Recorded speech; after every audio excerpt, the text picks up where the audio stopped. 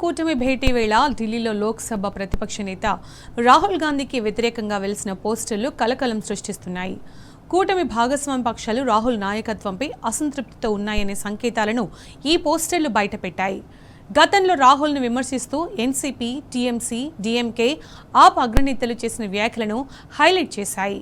విపక్ష కూటమిలో రాహుల్ గాంధీ నాయకత్వంపై వస్తున్న ఆరోపణలు, పార్టీల మధ్య నెలకొన్న విభేదాలు ఈ పోస్టర్స్లో దర్శనమిస్తున్నాయి.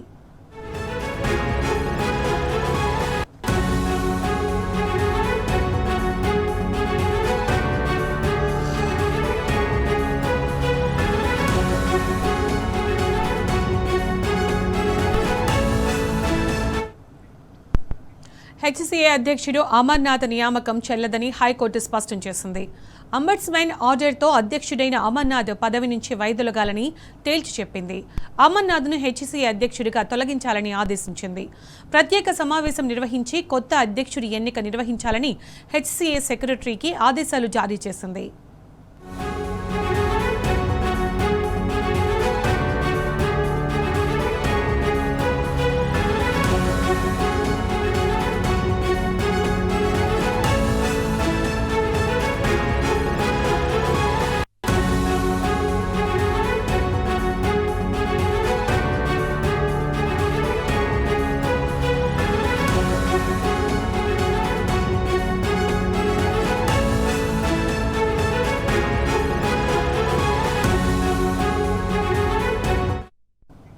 ఇక ఇదే అంశానికి సంబంధించి మా క్రైమ్ బ్యూరో చీఫ్ భాస్కర్ మరింత సమాచారం అందిస్తారు. భాస్కర్, హెచ్సీఏ అధ్యక్షుడు అమర్నాథ్ నియామకం చెల్లదని హైకోర్టు స్పష్టం చేసింది కదా, అప్డేట్స్ ఏంటి దీనికి సంబంధించి? ప్రస్తుత ప్రెసిడెంట్ నియామకం చెల్లదంటూ హైకోర్టు ఆదేశాలు జారీ చేసింది. దీనికి సంబంధించి బాబురావు వేసినటువంటి పిటిషన్ పైన దీనికి సంబంధించినటువంటి జడ్జిమెంట్ ను ఆదేశాలు జారీ చేసింది. హెచ్సీఏ అధ్యక్షుడిగా అమర్నాథ్ తొలగించాలన్నటువంటి హైకోర్టు ఆదేశాలతో మళ్ళీ స్పెషల్ మీటింగ్ నిర్వహించి నూతన అధ్యక్షుడిని ఎన్నుకోవాలి. ఆ ఎన్నికలు నిర్వహించాలనేటువంటి హెచ్సీఏ సెక్రటరీకి ఆదేశాలు జారీ చేసింది. అంబుడ్స్మన్ ఆర్డర్ తో ప్రెసిడెంట్ గా నియామకమైనటువంటి అమర్నాథ్ వైద్యులు కావాలనేటువంటిది ఈ సందర్భంగా హైకోర్టు చెప్పుకొచ్చింది. ఎందుకంటే గతంలో బాబురావు అనేటువంటి వ్యక్తి ఇచ్చినటువంటి పిటిషన్ సందర్భంగా దీనిపైన అనేక సందర్భాల్లో వాదన వినిపించింది. తిరిగి ఇవాళ వెకేషన్స్ తర్వాత కోర్టు ఓపెన్ అవ్వడంతో దీనికి సంబంధించినటువంటి ఆదేశాలు జారీ. గత ప్రెసిడెంట్ గా ఉన్న జగన్మోహన్ రావును కుట్రపల్లి జైలుకు పంపించారు. జగన్మోహన్ రావు మీద ఓడిపోయిన వ్యక్తి అమర్నాథ్ ను ప్రెసిడెంట్ గా పెట్టుకోవడం కరెక్ట్ కాదు అనేటువంటిది ఈ సందర్భంగా వాదనలు వినిపించారు.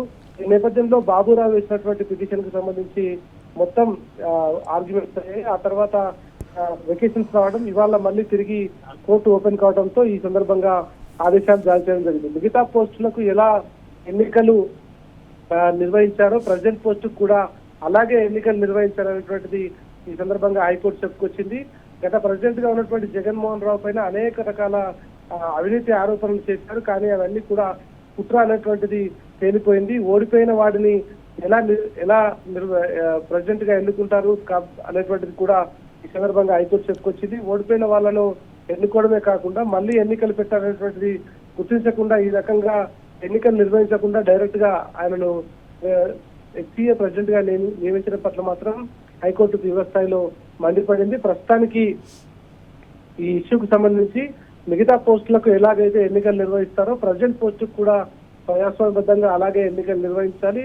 గతంలో ఎప్పుడు కూడా ఎన్నికలు లేకుండా హెచ్సీఏ ప్రెసిడెంట్ ని ఎన్నుకున్నదనేటువంటిది లేదు. కొత్త ప్రెసిడెంట్ ను పెట్టుకొని మంత్రి వివేక్ తన కంపెనీకి 69 కోట్ల రూపాయల నిధులు విడుదల చేశారనేటువంటిది కూడా సందర్భంగా పిటిషన్ లో పేర్కొనడం జరిగింది. మొత్తంగా ఈ ఇష్యూకి సంబంధించి హెచ్సీఏ ప్రస్తుత ప్రెసిడెంట్ నియామకం చెల్లదంటూ హైకోర్టు ఆదేశాలు జారీ చేసింది. మళ్ళీ స్పెషల్ మీటింగ్ నిర్వహించి నూతన ప్రెసిడెంట్ కి ఎన్నికలు నిర్వహించాలని కూడా హెచ్సీఏ సెక్రటరీకి ప్రస్తుతానికి ఆదేశాలు జారీ చేసింది. ఈ ఆదేశాల ప్రకారం మళ్ళీ ఎన్నికలు నిర్వహించాల్సినటువంటి అవసరం కనిపిస్తోంది. ఆ ఎన్నికల తర్వాత ఎట్లాంటి రిజల్ట్స్ వస్తుందో ఆ రిజల్ట్స్ ను కోర్టుకు అందించాల్సినటువంటి అవసరం కనిపిస్తోంది. Right Bhaskar, thank you.